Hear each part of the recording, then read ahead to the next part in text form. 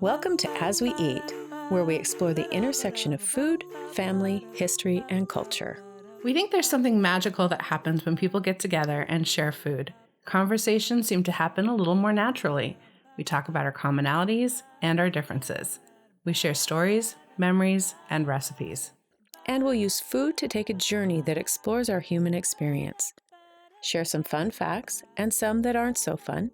Talk about food history and how food connects and defines us. So if you've ever eaten, prepared, or shared food, then this podcast probably has something for you. Hey, Kim, how are you? Oh, I'm doing groovy. We've got a monumentous American phenomenon coming up, right?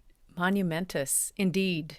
Well, and I'm talking about the Super Bowl. So should we talk about the tradition of food and sporting events, especially related to the Super Bowl? I think that sounds like a really great idea. Cool. So it seems prudent to explain what the Super Bowl is, and it's literally the annual championship games for the National Football League, or NFL. And this came about as a result of a merger between the National Football League and its then rival, the American Football League. The idea was that one team from each league would compete in an annual AFL NFL World Championship game. I totally have issues, by the way, for this being called a World Championship because it's really only teams from the US. But, you know, Europe's got Eurovision and we're not allowed to compete in that. So I guess it's all fair in love and war. And sports. And sports. Culturally speaking, it's actually the second largest day for food consumption in the United States after Thanksgiving, according to the U.S. Department of Agriculture. And since the very first game in 1967, Super Bowl parties and gatherings have been quite the thing. The Los Angeles Times documented the very first Super Bowl party for the very first Super Bowl, which happened in Los Angeles on January 15th, 1967.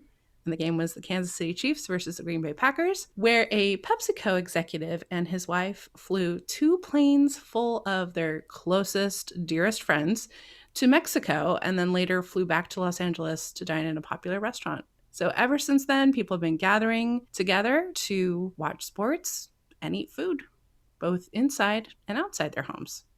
I had no idea that it was second after Thanksgiving, but it totally makes sense. So I thought, in honor of Super Bowl, that I would talk about one of America's favorite pastimes that involves sports, cars, and good eats, tailgating. Yes. I loved this definition of the confluence of sporting events and mobile eating from the American Heritage article, Tailgating, the History. The role of managed conflict in bringing people together socially and the basic American approach to a fully mobile, vehicle-based cuisine. So where did the phenomenon of the mobile cocktail party where all are welcome come from? Please tell me. I will tell you. According to the American Heritage article, also several other articles that I found when I was researching tailgating, a history, there were 2 major events that would spawn the tradition. So, come with me to Manassas Junction, Virginia. The date is July 21st, 1861. And if you paid attention in history class, you're likely to remember that this was the first Battle of Bull Run, which was the first major land battle of the American Civil War. Union supporters traveled from Washington, D.C., arriving at the battle with baskets of food and opera glasses in hand. Women arrived in carts loaded with pies and other edibles, and they settled themselves on the hillsides, spread out their blankets, and anxiously awaited for the action to start. There were even cheers of "Go Big Blue" from the crowd. Unfortunately, the Union supporters did not realize the win that they had believed would make this war easily won. Chaos ensued as the Union troops literally ran through the supporters. Fortunately, no spectators were harmed. This probably wasn't the most appropriate of spectator events. One would think perhaps not a war, but given the similarities between sporting events and wars, Right. I'm also not terribly surprised. The second event is much happier than the first event, and it finds us in Texas, on a ranch. About 5 years later, Charles Goodnight was a rancher and an entrepreneur. He had this issue of feeding cowboys that were in the middle of nowhere when they were doing cattle drives. So he figured that he would outfit a U.S. Army Studebaker wagon with a kitchen, which turned into what we now know as the chuck wagon. Oh, that is so cool. Yeah. When you think about the chuck wagon, it's not very different from what we equip our tailgating pickups and station wagons with now. 4 years later, Princeton and Rutgers played at the college field, and the game was deemed a fine game and a fine party. With the advent of the automobile, specifically the station wagon, this really provided the foundation of tailgating. Gas grills became a lot smaller and coolers had wheels on them, so it really provided these elements of a mobile kitchen that could be brought to the games. Now we have food trucks and satellite dishes set up outside the stadiums. One survey found that 30% of the tailgaters never actually even set foot inside the stadium.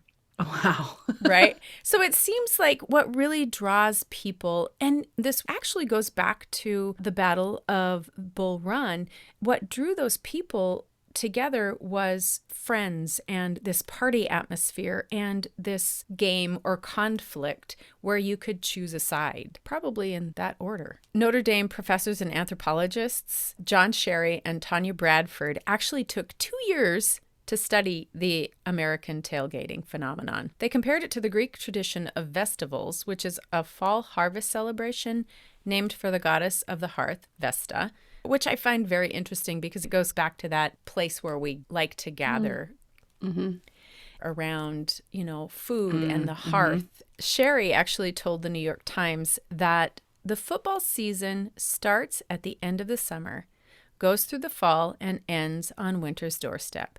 Tailgating is an autumnal rite that celebrates abundance in the face of austerity, which I think that we can all understand, especially where the Super Bowl falls. Absolutely. I'm glad you mentioned that because the Super Bowl does have this sort of moment in our cultural lives of being sort of marking the end of winter. We've talked a lot in other episodes at other times about all the rites and ceremonies and things that we do as humans to mark the end of the year. And the Super Bowl really does seem to be one of them.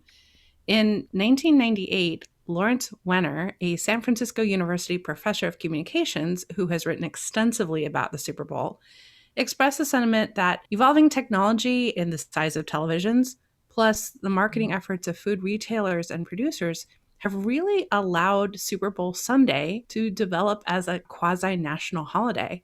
He said, and I quote, "There's a big void in the first part of the year when there are no festive holidays. Super Bowl Sunday has become what you might call a cultural high holiday, and I guess it's the last hurrah of the holiday season." And there was something I noted too about where Super Bowl falls, which is now, since I think 1994, the first Sunday of February. And another major event that usually starts in February, and that's Lent. So although fasting is an integral part of many religions practiced within the United States, I did think it was notable that Lent, which is a 40-day period in which Christians fast and or abstain from certain foods, happens just 2 weeks after Super Bowl Sunday.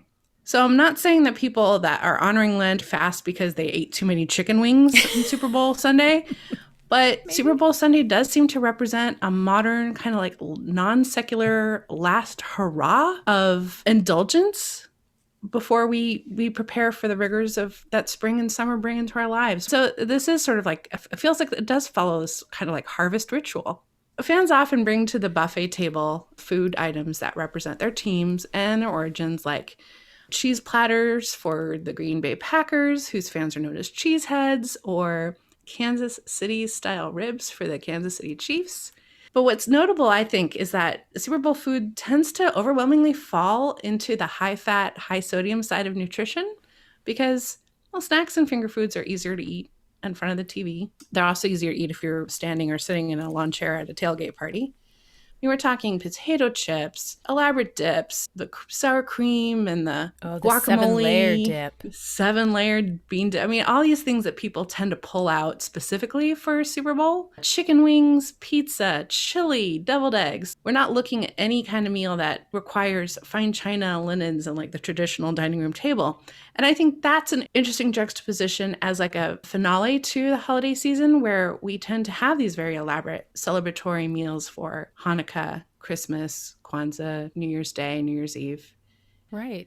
All the feasting you could possibly want, but in the most common vernacular that you can imagine.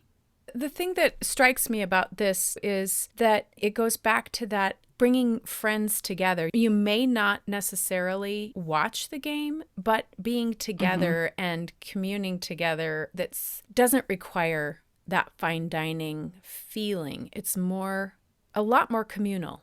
Oh, yeah. Anyone who's ever watched any kind of competitive sport, whether like live or televised, probably can relate to that sense of camaraderie that really goes along with cheering for one team to beat another team.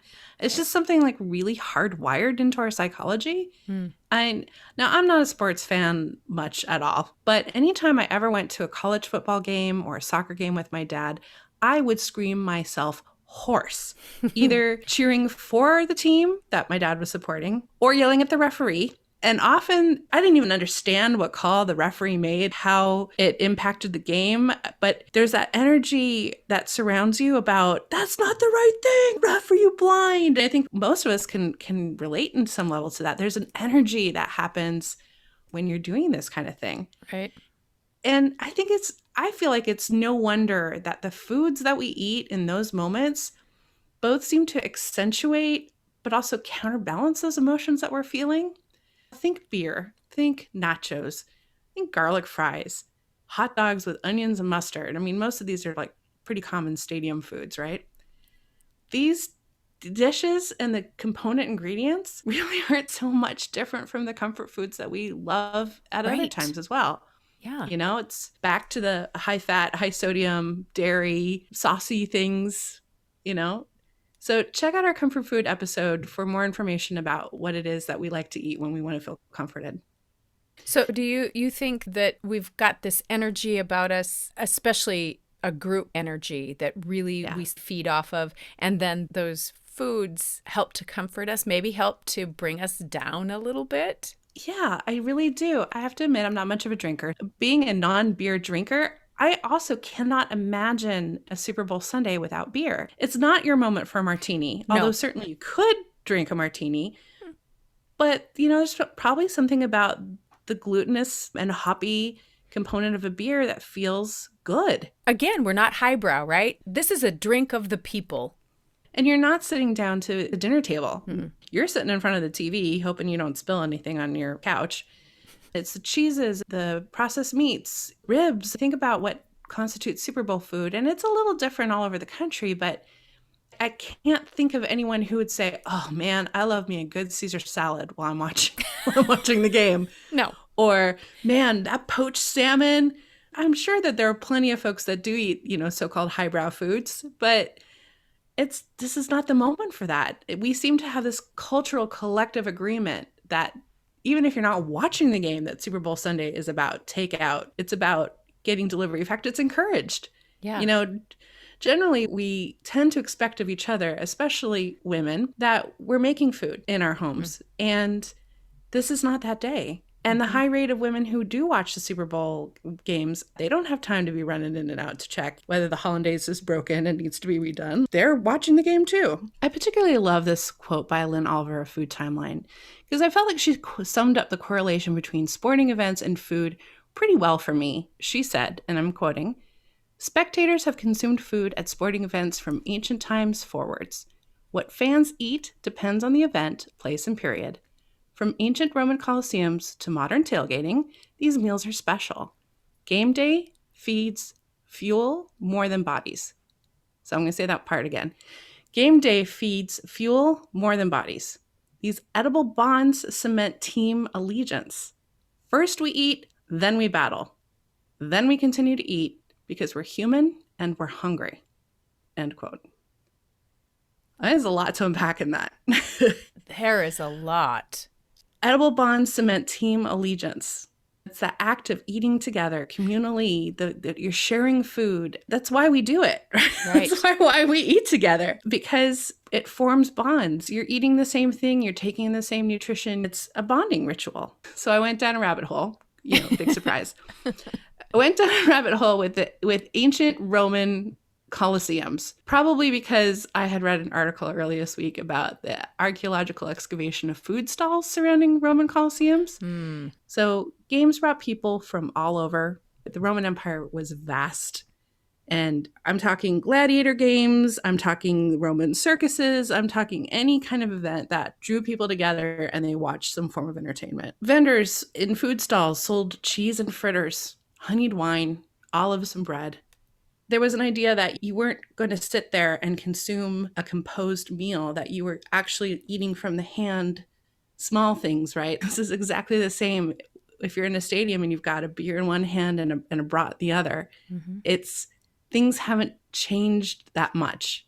There were animal sacrifices done at these games, these ancient games, which seemingly provided meat that was extraordinarily sought after.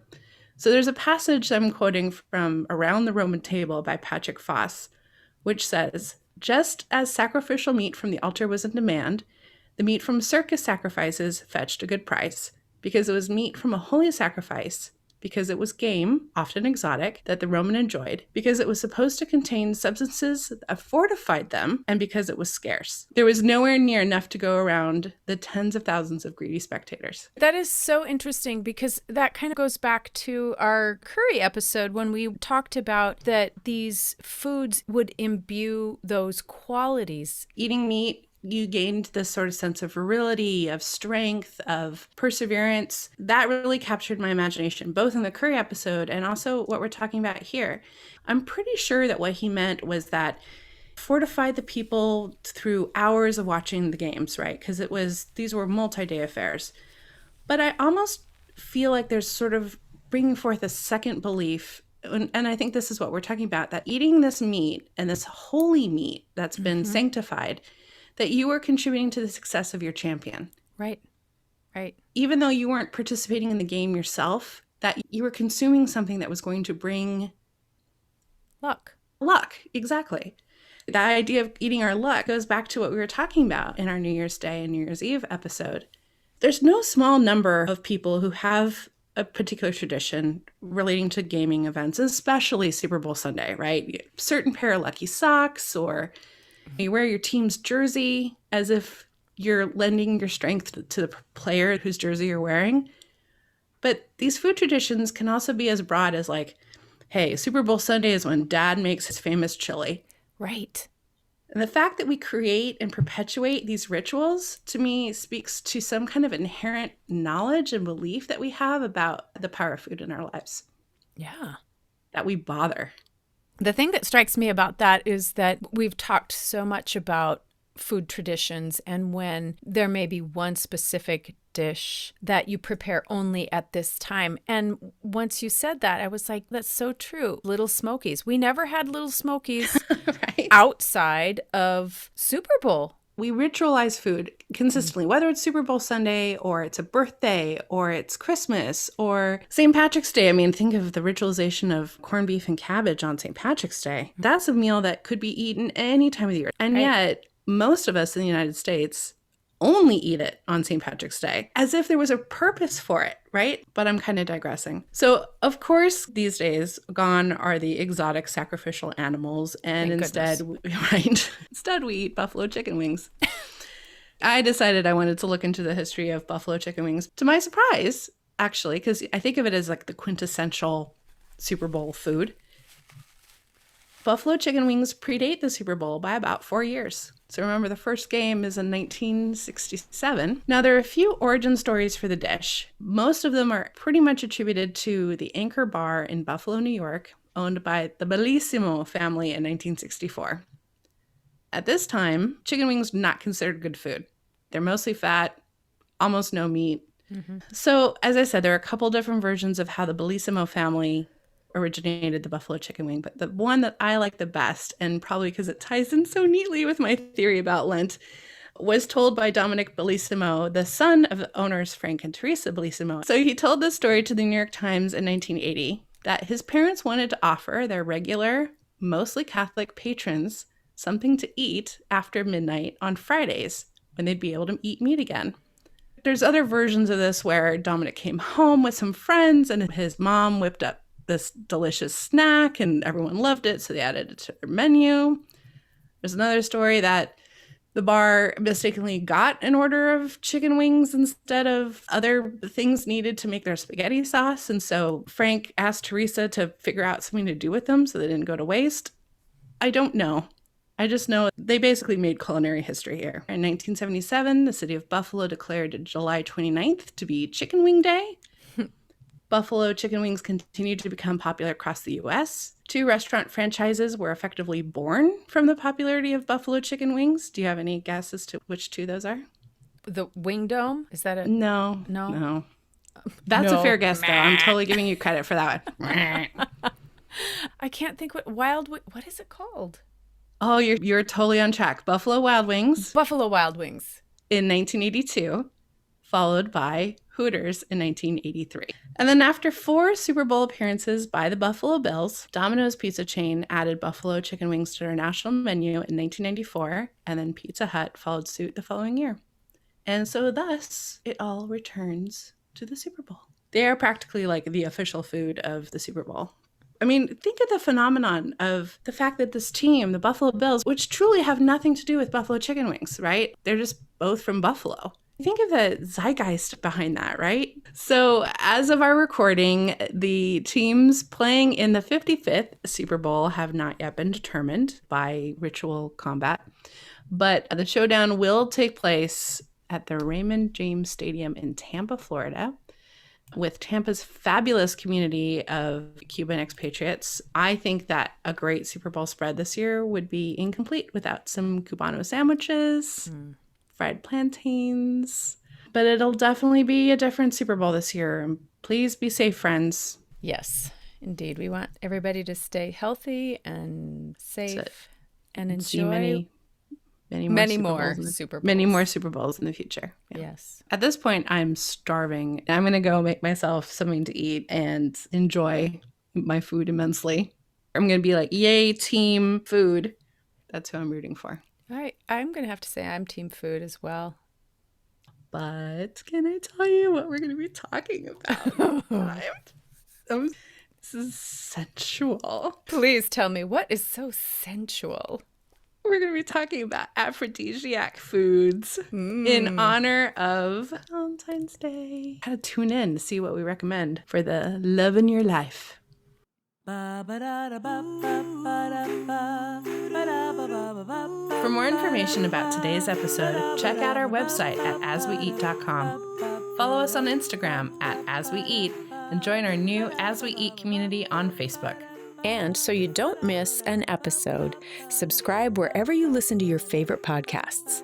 It would make us super happy if you would share this with a friend and review it and rate it. 5 stars, please.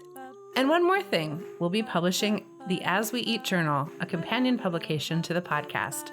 We'll take you behind the scenes, dig deeper into food lore and history, share recipes and amazing photos, and so much more. Make sure to sign up on the website for updates. Oh, and one more thing. We also have a Patreon page where you can support us by becoming a patron. We've created an exclusive podcast for our patrons called Recipe Box Roulette. We think you're really going to love it. You've been listening to As We Eat, a multimedia project recorded and produced by Leigh Olson and Kim Baker. Obviously.